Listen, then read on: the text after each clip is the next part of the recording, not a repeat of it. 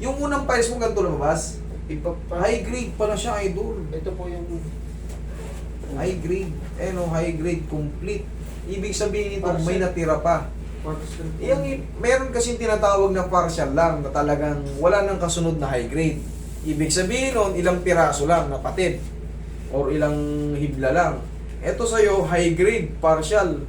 Ibig sabihin nun, lagpas kalahati yung na ano. Lagpas kalahati na punit.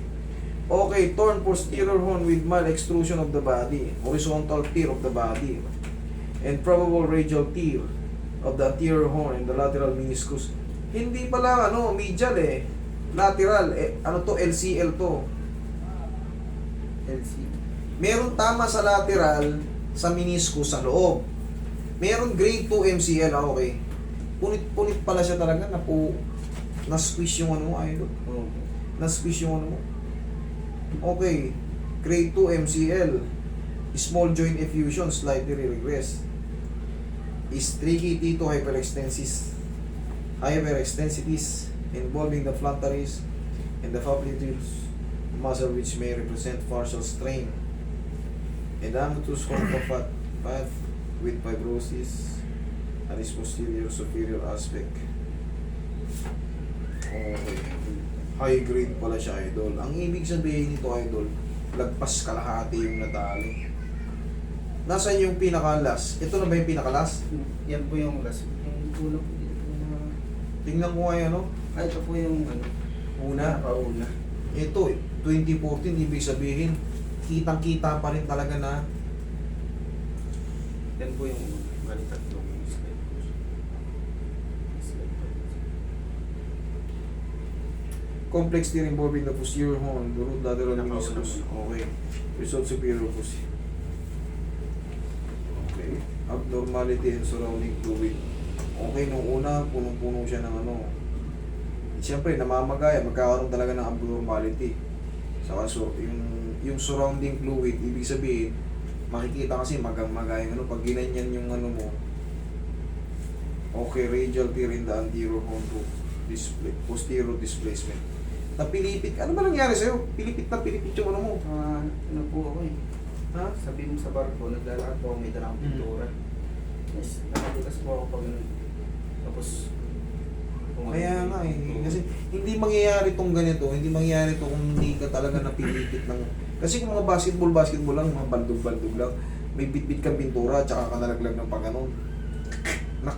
Parang inisqueeze ng pilit yung tuhod mo na gano'n, yung biglaan ano. Kaya may damage yung MCL, may damage yung lateral meniscus. Ano ba yung lateral meniscus? Yung dito, yung panloob, yan ang lateral meniscus. May ano rin yun. Posterior horn, ibig sabihin nun, lateral meniscus pero bandang likod ang napunit. Kasi mayroon yan tinatawag na posterior, anterior. Anterior, paharap. Ngayon dito sa'yo, sir, meron po. grabe. Talagang punit na punit ka pala talaga. Okay. MCL, LCL, Ayun po. ACL, okay. Inya, ngayon, dito nakita, may mga punit na, partial tear. Ngayon, nung in-MRI ka nung 20 po, last year, high grade, ibig sabihin na dagdagan, napunitan pa. Pag sinabing high grade, ibig sabihin nun, kumbaga may natira na lang konti. Yung ACL mo complete na kalagay complete na, torn. Ibig sabihin nun, nakita na talaga siya na ganyan. Kalahati na yung ano, lagpas pa sa kalahati. Konti na lang yung ano, kaya high grade yun. Ang ibig sabihin ng mga partial tear, marami kasing hibla yan eh. Sabihin na natin 1,000 hibla. Napunitan ka ng 10 or 20, yan ang partial tear. Pero yung sa 1,000, napunitan ka ng 500, high grade yun. May natira pa, pero siyempre, dadanasin mo yung sakit nun kasi may sugat yung loob eh. Ngayon, sira din yung meniscus mo. Ano ba yung meniscus? Yan yung pinaka-bed ng bed ng femoral. Pag naglalakad tayo, tutunog-tunog na yung ano mo yan. Pagka May time po na...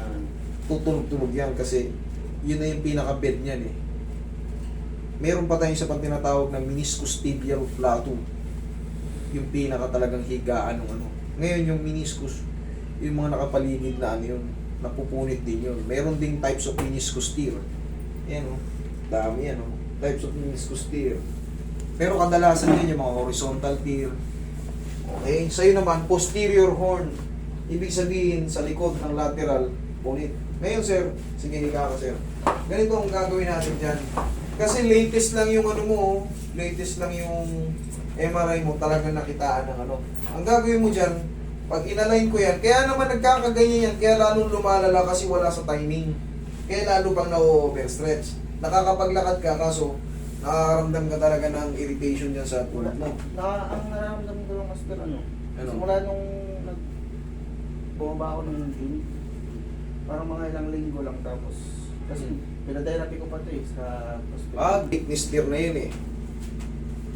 Ibabalansin mo lang yung tuhod na, ibabalansin ko lang yung tuhod mo, tapos maglagay ka ng ano dyan.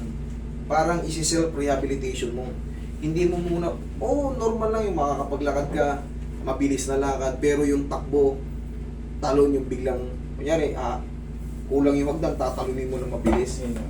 Gagawa ka ng diskarte kasi maaaring maputol to. Maaaring maputol yung, dati partial lang eh. Nakalagay na ngayon, no, nung huli, ano na, high grade na. Ibig sabihin, nadagdagan yung punit. Bumili ka na ng knee support. Tapos idol, siyempre, hindi mo napapansin, may bumibigat ka. Diba? Saan ba papunta ang bigat? Palaging pababa. Okay? Pero yan, gagaling din naman yan, kaso nga lang, medyo weak na yung tuhod mo. Ano ibig sabihin ng weak? Hindi mo nakakayanin yung mataas na talon. Makakatalon ka, normal lang eh. Parang pero yung basketball, malabo pa sa bawo ng pusit. Kasi mind control tayo. Iisipin mo yan, baka pagbagsak ko, matwist. Ito ngayon, nakatwist siya, sugat yun dito mo. Ibig sabihin nun, pabalik. Okay, pabalik. Relax lang. Pabalik. Dito yan. Okay.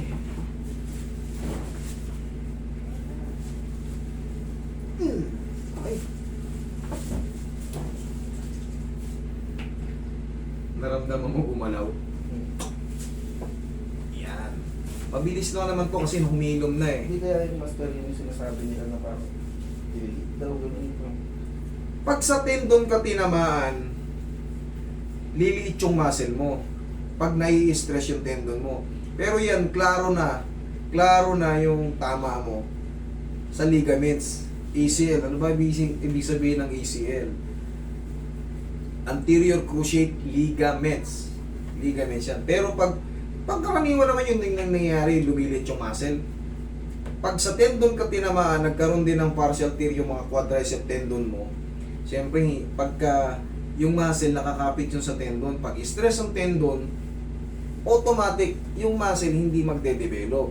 Pero nakaka-recover din naman yun eh. Once na ma-align yung tuhod mo, bike mo lang yan eh. Buti nga sa'yo, kahit pa paano, ibig sabihin, healthy yung tendon mo. Ligaments ang nadali sa'yo. Tsaka, lumipas na yung taon, naka-recover. Ang mahalaga nga, hindi nga nagkaroon ng ano. Yung iba kasi lumilit talaga. Yun ang explanation doon. Tandaan nyo yung muscle nakakapit sa tendon. Hindi i-stress yung tendon mo. Pag ang tendon may stress, yung muscle mo matutuyo. Roy, pahing pa konti, Roy. Meron pa bang bandage yan? Tingnan mo kung may bandage yan. Hindi ko compress ko na to. Hindi mo kayo bukto kung may bandage. May bandage daw dyan? Bumili ka sir ng ano, yung knee support para magkaroon man. Kaya, oh. Oh. Ayos. Mas gumaan yung loob. Tanggal yung pagkapilipit eh. Na, base kasi rin sa nakita ko sa MRI mo, tsaka yung ano, itsura ng MRI mo yung ano, nakaganon talaga. Chup, ibabalik Kasi na kung minsan ko sa bahay, minsan napapaganon din ko ako. Kaya nga bibili ka ng ano, kasi may mga sudden movement tayo eh. Lagay mo ng ano, knee support. Okay, yun lang pinaka-sikreto dyan. Tapos idol, kung kasi siyempre, ang weight natin, makakatulong yan. Okay? Sige, thank you. Thank you. Ba? Gagalawin yun. Nandito. Pero kung yan sa balakang, sinabi mo, maaaring connected. Pero dito sa leg, hindi siya connected. Nangangalay yung apat back po. Okay, relax lang. Dali lang yan. Pag mga ngalay-ngalay lang. Tapos tandaan nyo, huwag kayo mag-exercise ng patingala. Ang exercise sa leg, patagilid. Pag ganito ako. 1, 2, 3. 1, 2, 3. 1, 2, 3. Ako healthy ako, kahit ikaw healthy ka, subukan mong gumanyan, tumagal ka ng ganyan, magdidilim yung paningin mo. Makukompress yung mga artery natin eh. Kaya huwag kayo gaganyan. Yung iba, pinapalag ng Opo. huwag yun. Ikaw patagilid. Mahihilo kayo pagka... Subukan nyo, kahit healthy kayo, hindi wala masakit sa leg nyo, tagalan yung tumingalangan ng ganyan. Mamaya-maya makukompress na yun nyo. Pagbabago yung pakiramdam nyo. Ilang buwan na po. Yung iba kasi tinuturo ng mali eh. Kaya dami na papahamak eh. Kabilang side. Ano sir? Naputol kita. Ano mo? Ilang buwan na ano? Asal mo? Ilang buwan na rin po nangangalay. Okay, sige. Tanggalin ang usog natin dito. Usog ka rito. Ilang buwan na nangangalay. Tanggalin na natin yan. Madali lang naman yan yung mga ganyang ngalay. Okay, tapa. Kulang lang yun sa adjust at konting haplos ng pagmamahal.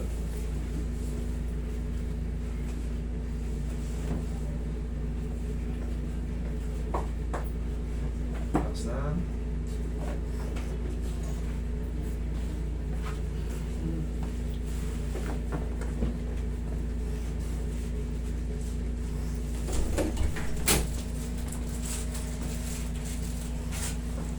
Sige, yan mo naman. Okay naman eh. Kala ko magkakaroon ng ihaya. Kaedad ko lang, akto na agad. Ano na siya? 4 years na siyang akto. 35 pa lang, naging chip na agad. Sarap, diba? Sahod ng chip engineer. 600. 600,000 naman. Meron pa yung mga ano, pag na-deliver mo ng maayos yung ano. Meron pa yung 3 milyon na reward. Relax. Inhale. Exhale. Pag wala mga aberya yung biyahe, o laging ayos yung makina, tapos mag-i-extend ka pa, solid.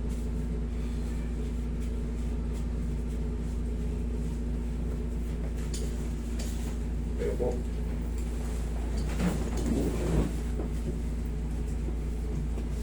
huwag lang inter-island. Pag inter-island ka, wala.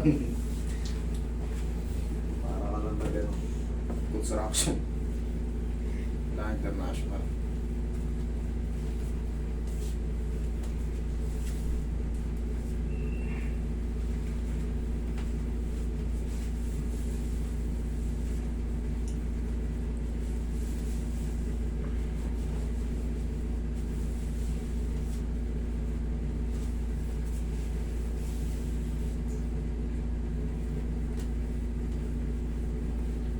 Paano naka-on yan? Iyok mo nga. Good luck sa'yo, idol. Sana